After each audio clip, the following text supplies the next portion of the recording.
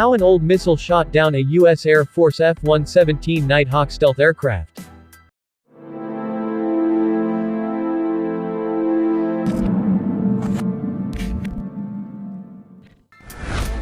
Hello and welcome to Knowledge TV Facts.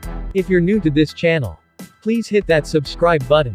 Thank you. On the 27th of March 1999, during the NATO bombing of Yugoslavia, a Yugoslav army unit, the 3rd Battalion of the 250th Air Defense Missile Brigade, which was under the leadership of Colonel Zoltan Dani, shot down an F-117 Nighthawk stealth aircraft of the United States Air Force by firing a S-125 Neva Pechora surface-to-air missile.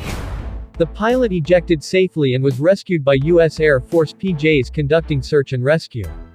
The F-117, which entered service with the U.S. Air Force in 1983, was cutting-edge equipment, and the first operational aircraft to be designed using stealth technology. By comparison, the Yugoslav air defenses were considered relatively obsolete.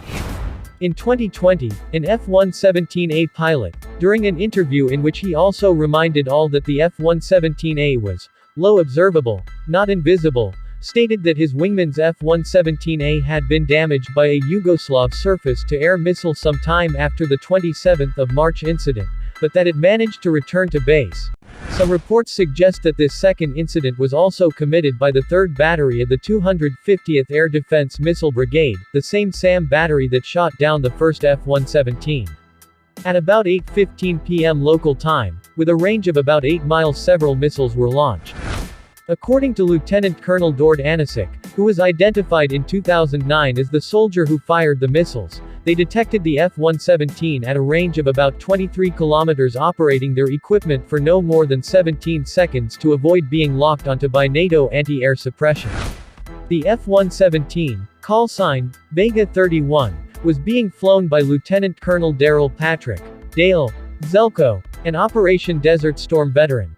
He observed the two missiles punch through the low cloud cover and head straight for his aircraft. The first passed over him, close enough to cause buffeting, but did not detonate. The second missile detonated nearby, its shrapnel and shockwave causing significant damage to the aircraft and causing it to tumble out of control. The explosion was large enough to be seen from a KC-135 Stratotanker flying over Bosnia.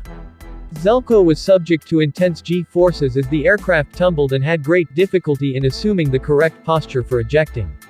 After his parachute deployed, he used his survival radio to issue a mayday call and was able to contact the KC-135 that had seen him shot down. Zelko used his survival radio while still descending, although this was contrary to his training. He reasoned the altitude would give his signal the best possible range and was also sure he would be quickly taken prisoner by Yugoslav forces on the ground and wanted to confirm he was unhurt before this happened.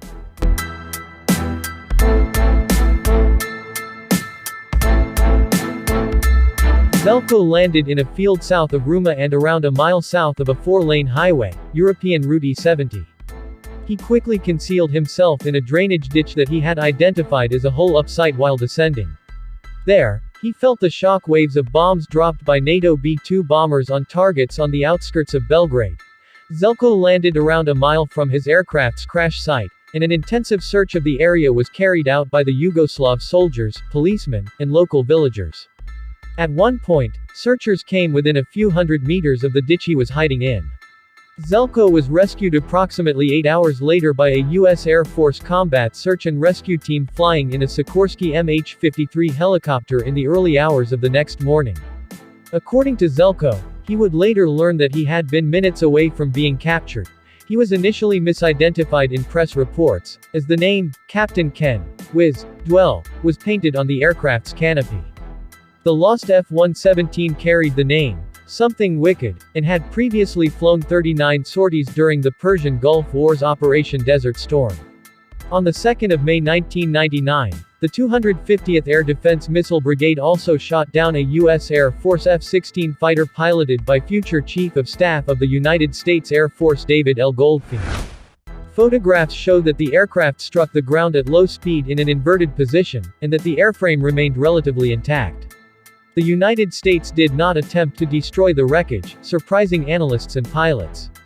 The F-117 was based on 1970s technology, the military had revealed its existence in 1988, and the aircraft often appeared at air shows. General Bruce A. Carlson stated that if Serbia gave the wreckage to Russia, the result would be minimal. Some pieces of the F-117's wreckage are preserved at the Serbian Museum of Aviation in Belgrade. A small rubber part of the plane was shown as a souvenir to Western journalists by Serbian warlord Arkan during the NATO air campaign. The USAF retired its F-117s in 2008.